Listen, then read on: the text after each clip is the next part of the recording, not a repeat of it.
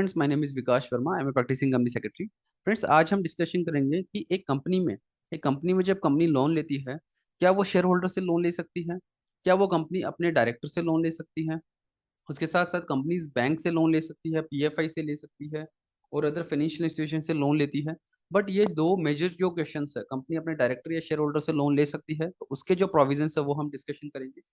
तो सबसे पहले तो आंसर ये है कि प्राइवेट कंपनी जो है वो अपने शेयर होल्डर से लोन ले सकती है। सेक्शन 73 अगर आप रेफर करते हो तो उसमें कुछ क्लोजेस है, उसमें कुछ सेक्शंस के कुछ कंडीशंस है, वो आपको फॉलो करना होता है। क्वेश्चन ये है कि कितना लोन ले सकती है। वो एक बार राइटअप जो है, राइटअप आपके साथ ओपन करते हैं, फिर डिस्कशन करते हैं एक बार राइटअप के ऊपर। उसके बाद में जो कंपनीज एक्ट में सेक्शन 73 उसको भी रेफर करते हैं। Can a company take loan from the members other than director और relative. The company is frequently looking for the various approaches to obtain funding. The concept of companies receiving direct loans from their shareholder is the new way that is gaining the attention. सबसे पहले friends, जो private companies होती है उनमें 99% cases में family share holders होते हैं या फैमिली ओन्ड होती है वो कंपनीज। वहां पे अपने शेयर होल्डर से पैसा लेना एक जनरल कंसेप्ट है। तो यहाँ पे प्राइवेट कंपनी ले सकती है, बट कितना ले सकती है और उसके लिए अगर उसकी लिमिट अगर क्रॉस होती है तो क्या करना है। सबसे पहले the answer is yes, a private limited company में borrow money from the shareholders in line with section 73 of the companies act. Means deposit up to 100% of the net worth. आप अगर 100% ऑफ नेटवर्थ है वो आप ले सकते हो। उसके लिए कुछ दो कंडीशन है वो फुलफिल करनी है। अगर आप 100% से ज्यादा जो net worth of above 100% of net worth, net worth का 100% से ज्यादा भी आप डिपॉजिट लेते हो शेयर होल्डर से, तो उसका एक अलग केस क्रिएट होता है। सबसे पहले case one is that as per section 73 of the companies act, a private company can accept deposits from its member up to 100% of its net worth, subject to the fulfilment of following conditions. जो general conditions है काफी, which is a startup for 10 years from the date of its incorporation. Incorporation date से 10 साल तक startup है। और उसके बाद में और है यहाँ पे फ्रेंड्स, एंड नहीं है। और मीन्स आइदर फर्स्ट और सेकंड, दोनों में से कोई भी कंडीशन। लेकिन जो सेकंड है, सेकंड कंडीशन है, उसमें थ्री और सब कंडीशंस है। अ private limited company that meets all of the following requirement. Means तीनों कंडीशंस जो है वो फुलफिल होनी जरूरी है। First is a company is not a subsidiary or associate of any other company.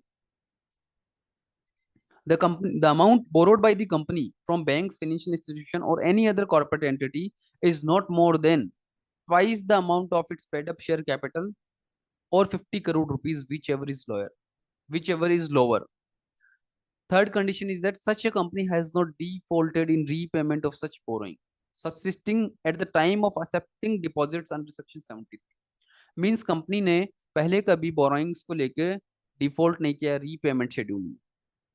तो friends, case one is different. Case one में यह है कि नेटवर्थ का 100% तक का ही अगर डिपॉजिट ले रहे हो तो first and second condition fulfil है, होनी चाहिए। Second case is that if the amount borrowed along with the amount to be borrowed exceeds 100% of the net worth, or if it is up to 100% but any of the conditions mentioned in case 1 are not fulfilled, then private company limited has to follow the below conditions। कुछ conditions है जिसको हम section 73 sub section 2 में भी हम देखते हैं। Means company में अगर शेयर होल्डर से पैसा लिया है, डिपॉजिट लिया है जो 100% ऑफ नेटवर्थ से भी ज्यादा है, तो ये आपको जो क्राइटेरिया है, जो कंडीशंस है सेक्शन 73 2 में, वो फुलफिल करना होगा। डीपीटी 3 भी उसके लिए फाइल करना मैंडेटरी। सबसे पहले हम एक बार सेक्शन 73 जो है वो एक बार रीड करते हैं। सेक्शन 73 में जब आप सबसेक्शन 2 में आते हो, कंपनी में subject to passing of a resolution in general meeting and subject to such rules as may be prescribed in consultation with the RBI, accept deposits from its members on such terms and condition including the provision of security if any, or for the repayment of such deposits with interest as may be agreed between the company and its member, subject to fulfillment of the following conditions namely। आप कर सकते हो, लेकिन आपको जो ए से लेके ई या एफ तक जो कंडीशंस है वो फुलफिल करना है। मींस कंपनी को सबसे पहले इश्यूएंस करना है सर्कुलर का, issuance of a circular to its members including therein a statement showing the financial position of the company, the credit rating obtained, the total number of depositors, and the amount due towards deposit in respect of any previous deposit accepted by the company, and such other particulars in such form and in such manner as may be prescribed। Means जो form है already identified है, the form is form deputy one. Form deputy one आपको file करना है company को, और deputy one में ये जो जनरल इन्फॉर्मेशन है ये आपको पुट करनी है, मैनेजमेंट की, particulars of the deposit scheme, आपको बीआर की डेट्स वगैरह आएगी, उसके साथ साथ आउटस्टैंडिंग डिपॉजिट क्या है, फाइनेंशियल पोजीशन क्या है कंपनी की, एंड मोस्ट इंपॉर्टेंट है declaration by the directors also.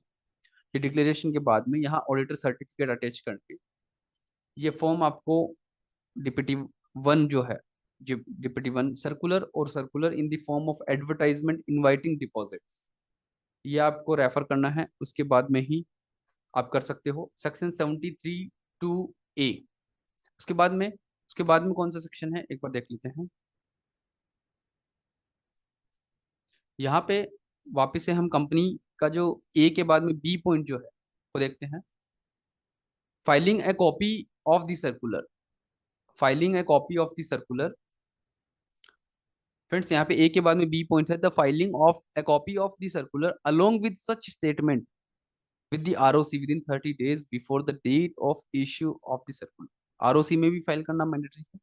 C point is depositing on or before the 30th day of April each year, such sum shall not be less than, means at least 20% of the amount of its deposits maturing during the following financial year and kept in a scheduled bank in a separate bank account to be called repayment reserve account, DRR account।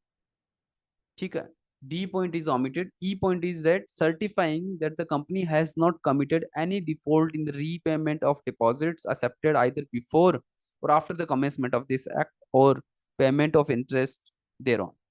Such deposits, and where a default had occurred, the company made good the default and a period of 5 years had elapsed since the date of making good the default।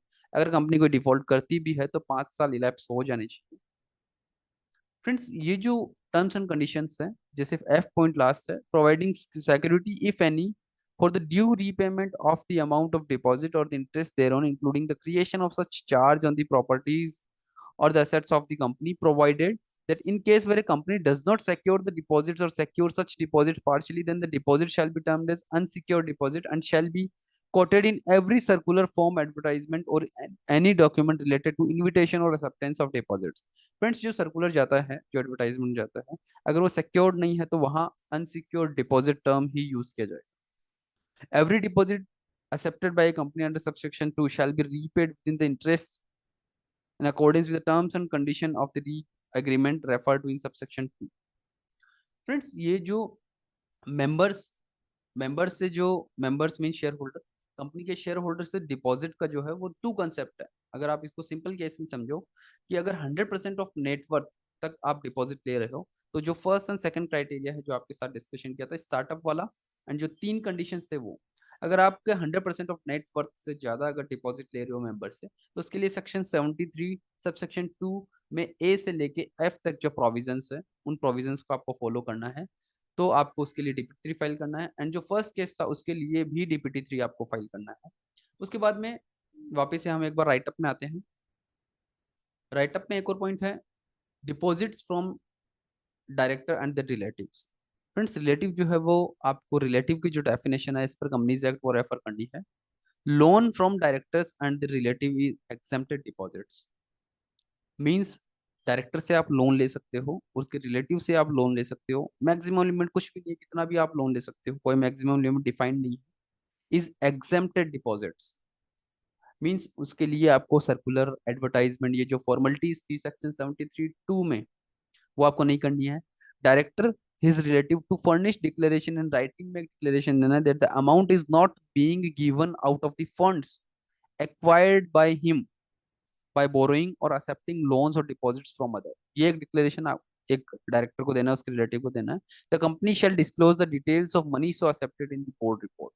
Friends जो board report आप बनाते हो जब company का AGM होता है, annual general meeting, उसके पहले जो बोर्ड रिपोर्ट कंपनी एक प्रिपेयर करती है, उसमें अगर आपने डायरेक्टर से लोन लिया है, डायरेक्टर के रिलेटिव से लोन लिया है जो कि एग्जेम्प्टेड डिपॉजिट्स है, तो उसमें भी आपको ये मेंशन करना जरूरी है कि कितना लोन लिया है और कब आपने ये लोन लिया है। उसके लिए डीपीटी 3 फॉर्म फाइल करना मैंडेटरी है, और डीपीटी 3 अगर आप मेंबर से लोन लेते हो, शेयर होल्डर से लेते हो, तो भी फाइल करना मैंडेटरी। फ्रेंड्स अभी जनरली क्या होता है कि अभी डिपिटी की जो डेट है वो 30 जून है, जिसका चालान अमाउंट 600 रुपीज होता है, मैक्सिमम 600 है अगर आप टाइम पे फाइल करते हो, वरना उसमें स्लैब्स के अकॉर्डिंग पेनल्टी लगती है। तो डिपिटी फाइल करना मैंडेटरी है।